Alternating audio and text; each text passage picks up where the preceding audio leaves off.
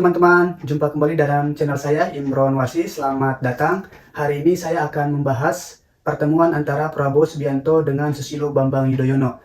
Pertemuan kedua figur politik ini, kedua tokoh politik ini, yaitu pendiri sekaligus ketua umum Partai Demokrat yang hari ini menjadi calon presiden pada pemilu 2024 dengan Pak SBY, yang hari ini menjabat sebagai Majelis Tinggi Partai Demokrat yang juga pernah menjadi Presiden Indonesia ke-6. Tentunya pertemuan kedua tokoh atau elit politik ini membuka peta politik semakin dinamis dalam panggung politik di Indonesia. Bagaimana tidak, di satu sisi seperti yang saya sampaikan di awal bahwa Pak Prabowo dan Pak SBY ini merupakan elit politik di internal partai politiknya. Di satu sisi Partai Gerindra itu juga didirikan oleh Pak Prabowo, sedangkan Partai Demokrat juga tidak lepas dari adanya supporting penuh dari Susilo Bambang Yudhoyono. Tentunya keterlibatan kedua tokoh ini dalam pemilu 2024, terutama dalam konteks Pilpres 2024 ini sesuatu yang luar biasa dan perlu kita cermati mobilitas dari kedua tokoh ini. Nah, tentunya pertemuan antara Prabowo dan Susilo Bambang Yudhoyono setelah Pilpres ini berlangsung tentunya sebagai salah satu langkah sekaligus strategi yang dilakukan oleh Prabowo Subianto untuk menambah armada politiknya ketika mereka terpilih menjadi capres-cawapres yang nanti akan ditentukan oleh Komisi Pemilihan Umum pada bulan Maret ya kalau tidak salah, dan juga dengan catatan menang satu putaran.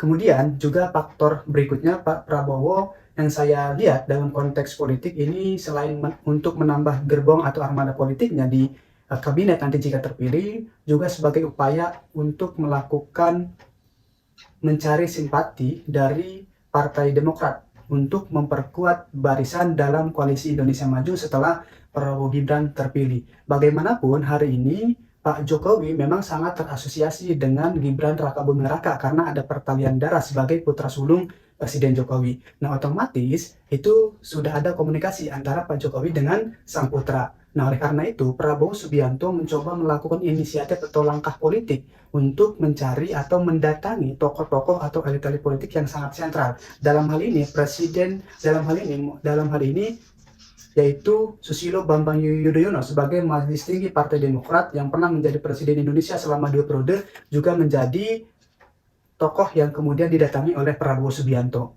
Karena sangat penting teman-teman ya. Kalau tidak salah hari ini juga banyak partai politik yang mendukung koalisi pemerintahan. Misalnya ada Partai Golkar, PAN, ya, kemudian juga Partai Gerindra, Demokrat ya, yang hari ini Mas Ahaye kemudian dilantik oleh Jokowi dan lain sebagainya. Nah tentunya ini ada pertalian atau berkelindang kepentingan ya, tentunya ada kepentingan dalam politik. Nah kemudian juga sebagai upaya untuk mempelajari pemerintahan ketika Prabowo Gibran ini terpilih. Bagaimana tidak, Susilo Bambang Yudhoyono yang pernah menjabat presiden selama 2 periode tentunya memiliki pengalaman yang sangat melimpah dalam konteks mengelola tata kelola pemerintahan di Indonesia. Termasuk Presiden SBY juga salah satu presiden yang banyak menghadapi tantangan. Dalam hal ini adalah hak angket yang digulirkan oleh parlemen. Berdasarkan catatan penelusuran Litbang Kompas misalnya pada 2004 sampai 2014 ketika SBY memimpin, ada banyak sekali hak angket yang digulirkan di parlemen terhadap pemerintahnya. Misalnya di sana ada terkait dengan impor beras, kemudian juga DPT 2009 ya yang menjadi masalah, dan kemudian skandal Bank Senturi. Tentunya dalam konteks ini Jokowi kemudian Prabowo Gibran mencoba untuk mencari dukungan agar menambah kongsi politiknya.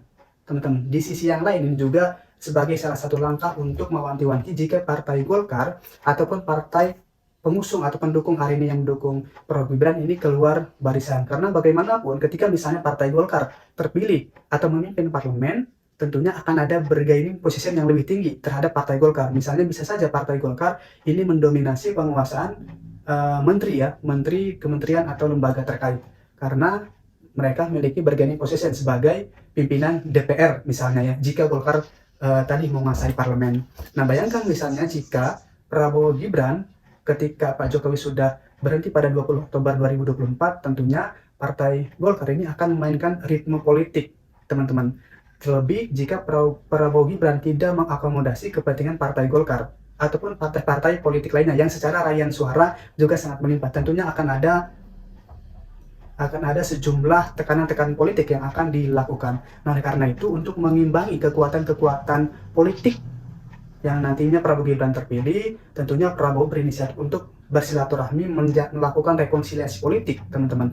Karena hari ini sekaligus juga Mas Ahaye sekelaku Ketua Umum Partai Demokrat sudah dilantik oleh Presiden Jokowi. Sebelumnya Partai Demokrat berada di luar koalisi atau sebagai oposisi. Selama Partai Demokrat menjadi oposisi, tentu banyak sekali kritik-kritik yang disampaikan. Bahkan juga mereka membuat buku yang sangat luar biasa ya, untuk mengkritik kebijakan Jokowi, teman-teman. Tapi pada akhirnya Partai Demokrat di sisa pemerintahan Pak Jokowi masuk ke dalam kabinet, teman-teman. Nah, oleh karena itu ketika Mas Ahaye dipilih sebagai Menteri Jokowi, tentunya ini menambah armada atau gerbong politik juga. Karena tadi untuk meminimalisir hak angket, teman-teman. Oleh karena itu, tentunya hal ini adalah kepiawaian politik yang dilakukan oleh Pak Jokowi dan juga tim-tim atau circle di pemerintahan, teman-teman. Oleh karena itu, selain untuk tadi Prabowo silaturahmi dengan Pak SBY, juga ada langkah-langkah atau mekanisme lainnya. Ketika misalnya Pak Jokowi tidak menjabat sebagai presiden lagi karena dia sudah terasosiasi dengan Gibran, saya rasa Pak Prabowo juga memerlukan dukungan politik atau membutuhkan kaki-kaki politik atau jangkar-jangkar politik di mana-mana, teman-teman. Karena seorang presiden itu perlu menjaga stabilitas koalisi, stabilitas pemerintahan, stabilitas politik, dan lain sebagainya. Bayangkan kalau misalnya presiden itu hanya sekadar punya jangkar politik atau secara punya jangkar hanya sedikit, tentu akan mudah goyah. Oleh karena itu diperlukan rekonsiliasi politik secara utuh yang dilakukan oleh Prabowo Gibran. Oleh karena itu di beberapa kesempatan Prabowo itu selalu menyampaikan akan merangkul semua pihak, karena memang hal itu yang perlu dilakukan, teman-teman. Terutama tadi untuk melanjutkan estafeta kepemimpinan atau program dari Joko Widodo, teman-teman. Nah, oleh karena itu kaki-kaki politik ini, struktur politik untuk kabinet Prabowo Gibran ini harus kuat berdasarkan pandangan dari pasangan Prabowo Gibran, teman-teman. Nah, di samping itu tentunya Prabowo Gibran juga mencoba melakukan upaya-upaya kohesi kabinet ini bisa berjalan dengan baik. Nah, oleh karena itu misalnya Pak Jokowi melakukan pertemuan dan makan malam dengan Pak Surya Paloh. Kenapa dengan Pak Surya Paloh? Karena bisa saja Partai Nasdem ini bergabung ke dalam koalisi pemerintahan, karena di satu sisi Pak Surya Paloh juga bagian dari dengan Partai Nasdem juga merupakan koalisi pendukung Jokowi Ma'ruf Amin sampai hari ini ya, sampai hari ini, teman-teman. Meskipun pada Pilpres 2024 ini beda sikap dan afiliasi politiknya dengan Presiden Jokowi. Nah, kenapa misalnya menjadi pertanyaan pertama kali pertemuan Jokowi tidak dengan PKB? Saya melihat bahwa sebelumnya tentu ada kerenggangan antara PKB dengan Partai Gerindra, karena sebelumnya Partai Gerindra dan PKB ini sangat erat hubungannya. Bahkan tadi diprediksi akan mengusung Prabowo Subianto dan Muhaimin Iskandar. Kemudian PKB ini melakukan langkah politik pindah haluan atau pindah kongsi politik, teman-teman, ke 01. Akhirnya inilah yang kemudian menjadi babak baru dalam politik di Indonesia. Nah, terlebih lagi dalam konteks Prabowo Gibran mungkin di sana juga ada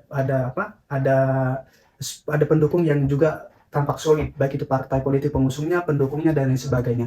Oleh karena itu bisa saja misalnya, tapi tidak menutup kemungkinan, teman-teman, Partai Kebangkitan Bangsa juga bisa bergabung ke dalam koalisi pemerintahan, karena baik Partai Nasdem maupun PKB itu identik dengan tadi berada di internal kekuasaan atau masuk ke dalam koalisi pemerintahan. Termasuk juga bisa juga sebetulnya dengan Partai Keadilan Sejahtera, karena hubungan yang baik antara PKS dengan Partai Gerindra juga sangat dekat, teman-teman. Bayangkan dua pemilu sebelumnya PKS ini sangat mendukung pencalonan Prabowo Subianto ya, baik dari pemilu 2014 maupun pemilu 2019, teman-teman. Oleh karena ini dalam konteks politik kan seni kemungkinan, jadi sesuatu itu bisa terjadi kapanpun, teman-teman. Bisa jadi misalnya hari ini mendukung mengusung Prabowo Gibran terpilih sampai pemilu 2024, belum tentu mereka ini tetap solid nanti ketika berjalannya pemerintahan. Bisa saja akan ada rasa kabinet, kemudian perombakan kabinet, dan lain sebagainya, tergantung kebutuhan dari pasangan Prabowo Gibran untuk menata, mengelola Indonesia selama 5 tahun ke depan. Baik, teman-teman, mungkin cukup sekian dari saya. Semoga bermanfaat. Wassalamualaikum warahmatullahi wabarakatuh.